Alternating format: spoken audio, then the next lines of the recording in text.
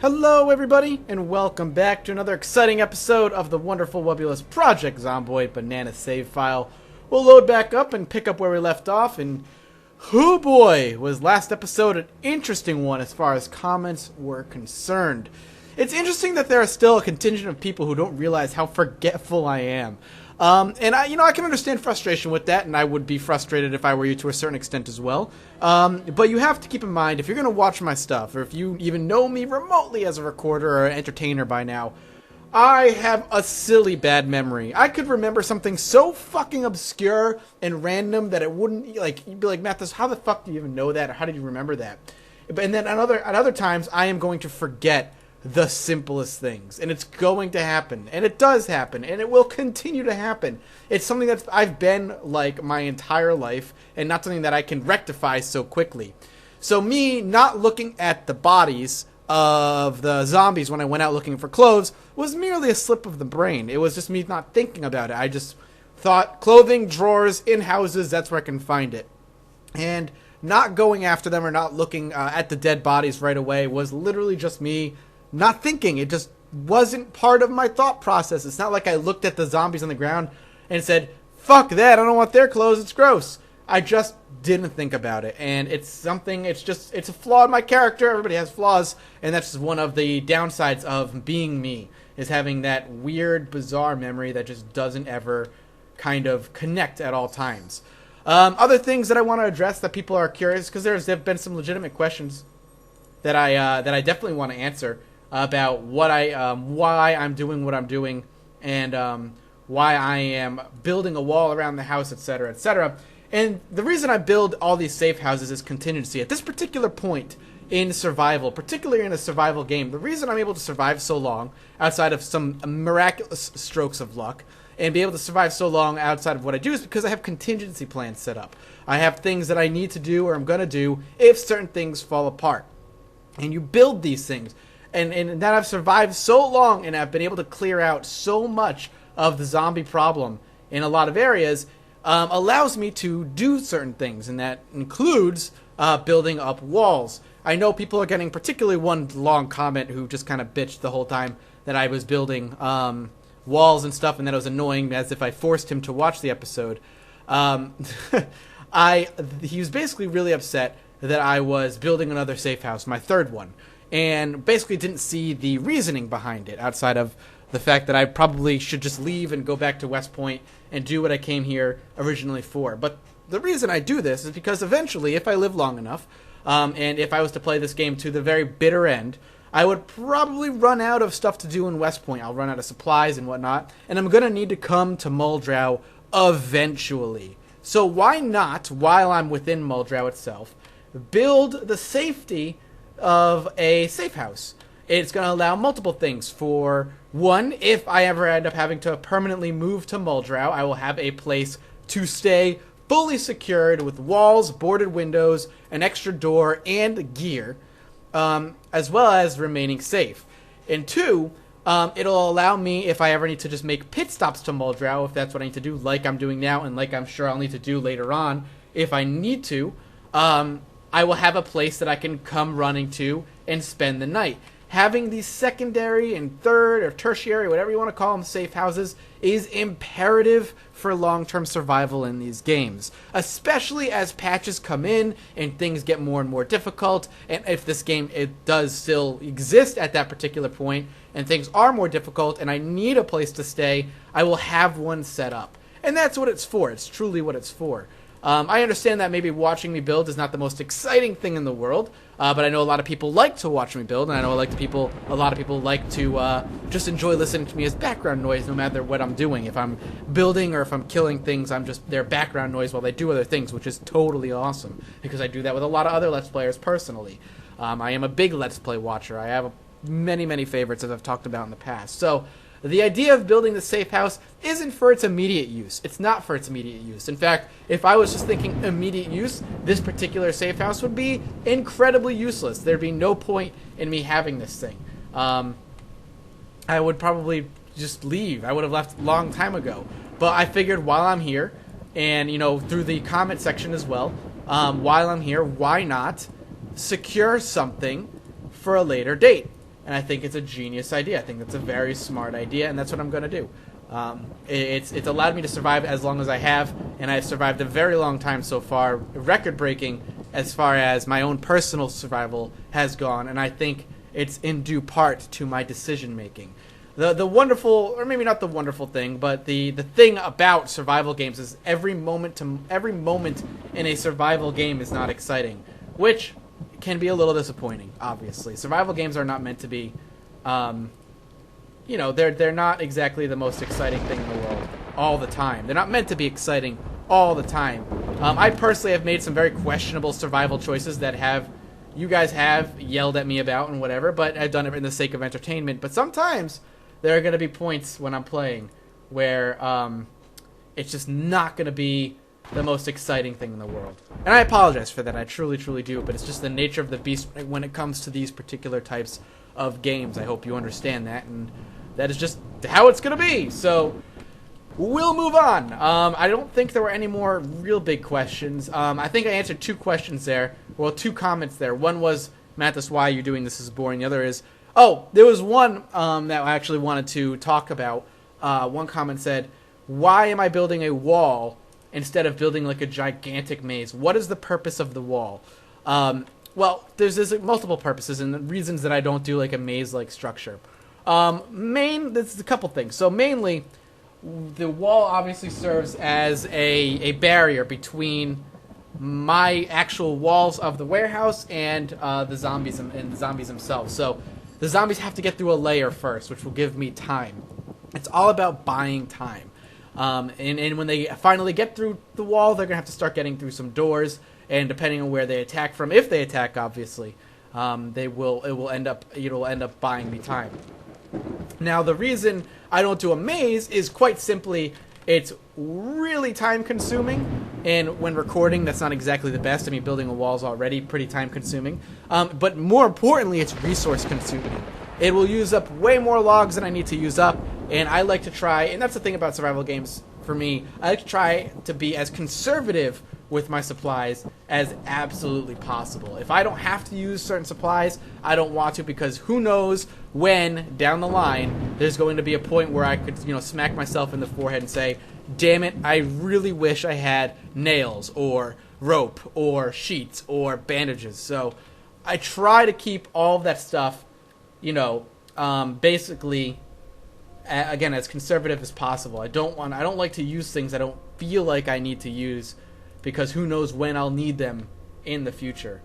I am, of course, building a rather large, as I say that, obviously I'm building this rather large tunnel system back in West Point, but compared to a maze, and, a tunnel system is, I'd say, probably just doubling the amount of resources I use, which is not nearly that bad compared to building a maze, which could be even more than that, especially if I want to make a big maze. Now, sure, the maze definitely has some interesting prospects of survival, particularly having zombies get in there and get lost and hopefully get bored and never really do much. But you can kind of duplicate that with other things. There's no need to really build a huge maze to get them trapped. You could just build multiple chambers if I really wanted to kind of simulate that effect. Instead of building a big maze, I can just build a tunnel out here with a chamber, then another tunnel, and then a chamber. So if they break in, they're going to get into a chamber. And if they break in another way, they're going to get into another chamber. And there's a good chance by that point the zombies themselves have gotten pretty damn bored and have not really progressed further into the fort. Building a large, huge maze would be funny to watch them try and navigate, but all told would be kind of a waste of supplies. Some of the best forts I've ever seen built in this game on Reddit, on the forums, have just been giant boxes of wood. Just walls outlining the other walls with other chambers of stuff. Like they had an area for gardening and an area for storage and an area for construction. Just kind of taking a base building, making it their living quarters, and then expanding into rooms, essentially, would be the best way to describe it. Very simple in design, but probably the most effective that they could be. Never really have I seen a fort huge that included a large maze. One of the coolest things that I just saw somebody building, the way they had it done, is they just had walls. Like a wall here with a gap here and a wall here, and they had like a window in it. And what they did with it, was just to shoot through. It was just like a shooting range for them.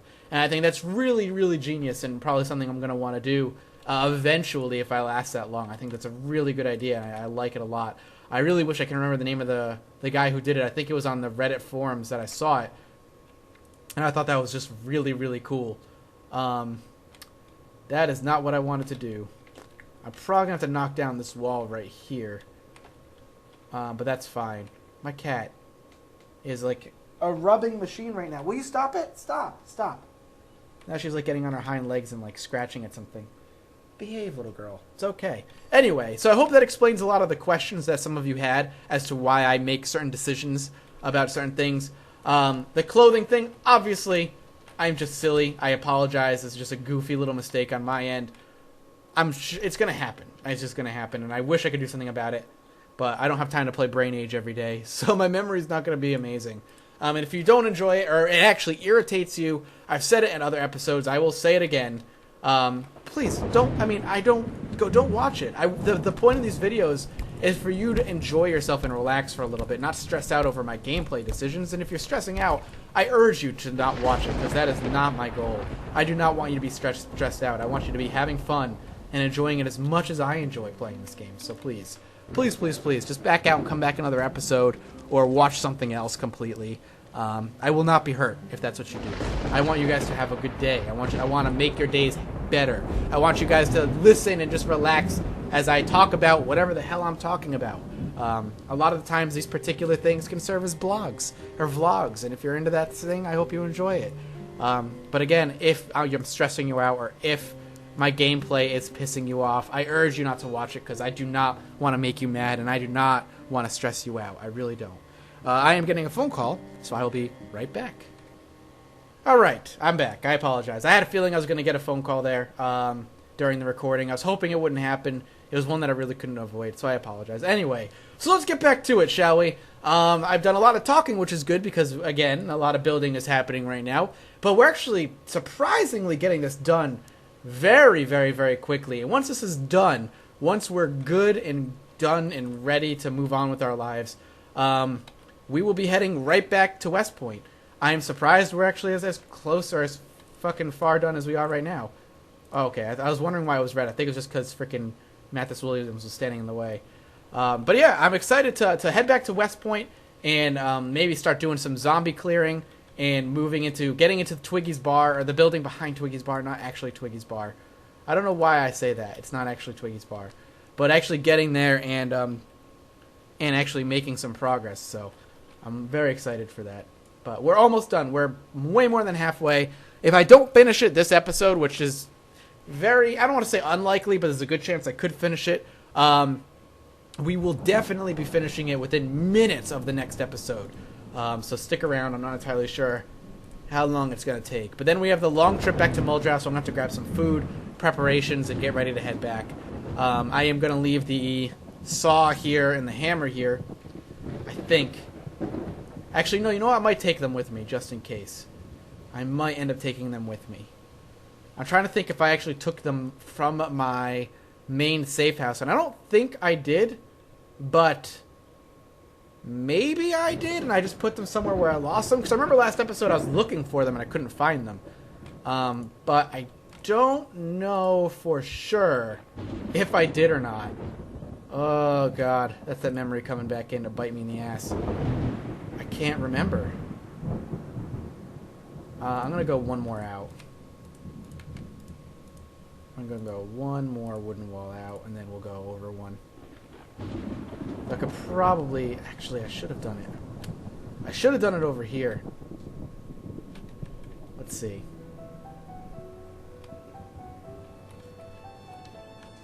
Like that. That's what I need right there. Follow this road out. I think I get... Yeah, I went one out too far. That's fine. That's not really a big deal at all. And we're drying off, which is good, so we're not going to get sick. That's my biggest concern, is constructing the rain. But with the current rain problem, where it literally rains and thunderstorms every single day in the game, and there it is again, it's raining already. I mean, it's December, for Christ's sake, and it's raining. But, you know, with all the rain and stuff, I really can't afford to not do construction in the rain. I kind of have no choice, unfortunately. I have to, which sucks. But, you know, it is what it is, and you do what you got to do. So we'll go ahead and saw up these logs. We are going to be popping up. Again, I guess a good thing is that we're slowly building our carpentry level. Oh, that was what I was going to do. God, that's my memory right there. I was totally forgot I was going to do a big quest for that fucking book. That carpentry, the expert carpentry book, but I didn't. Oh well, no big deal. The wall's almost done at this point. There's no point in going out and looking. Might as well just finish what I've started, which is not a huge problem. I could definitely do that. I mean, the walls look good, and they're definitely going to have a decent amount of help. They don't look like absolute shit, so I'm not too concerned, to be honest with you. We'll just continue doing what we were doing. We're going to have to get inside. I mean, we're drenched at this point, and it's raining again. So we're going to have to just head inside. There we go. Let's get inside. Let's get them all dried up as fast as we can. We are drenched. Let's see if we can fast forward time. Get them dry. There we go. No sickness.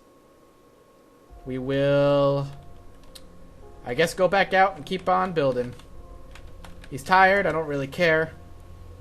Keep building until he's got time, until it's time for bed, rather. He's got plenty of time. 2 logs. Let's go ahead and grab those. Hello, Maya. Yes, you're very, very needy right now. You're adorable, though, and I love you. Even though you're needy as fuck. Okay. Oh, good. It stopped raining. That's going to prevent us getting too drenched. Saw. Go ahead and do that, and then we'll actually build on the back side and try and make it connect, because I just want to make sure that we're going to hit at the right spot. And the best way to do that is to draw out the line of the wall right to where we need to do it, and I get a better vantage point from the back of the building to do that kind of thing. So I want to build out a little bit, kind of get that way. I like that you can carry so many logs now that it can do up to four walls worth, 4 logs technically as well, but 4 walls worth of logs is really good. It's much better than 3. The extra 1 makes a huge difference in time it takes. So go ahead and do 1. I wish I could shift queue up walls, but I don't think I can. Nope. I really would like to shift queue up walls. That would make my life way easier. Or I would like some sort of maybe like architect mode, like they have in Prison Architect, where I could draw out the plans of my map, like on a piece of paper or something. That'd be really awesome. Alright, we're almost there. We've got... Let's actually close this. Walk over here. We've got maybe 1 or 2 sets of walls left before he has to get to bed. You know, he'll eat after. I was going to go make him eat right now, but... I was hoping I could crack that open. I never tried that before. The fire hydrant. You'd think with an axe you might be able to crack it open or something if there's water running underneath it. But apparently not. Not yet anyway. Maybe one day. But not today. Today is not that day. Oh, we almost... Oh. There it is. Awesome. Do this. Saw 1, 2, 3, 4. Oh, Maya. You're so cute. Such a cute little girl. Alright, we'll set up this last wall. It's probably the last one just before I put him in bed. No need to really do much before after that. I mean, I could force him to do it, but he's hungry, and he's running kind of slowly right now, so I want to just get him inside and into safety as soon as I can. I might even knock this wall out with an axe soon. Oh, that was another thing I want to talk about. So, somebody said, why don't I just freaking grab the planks and instead of wearing my axe down or deteriorating my axe with the building?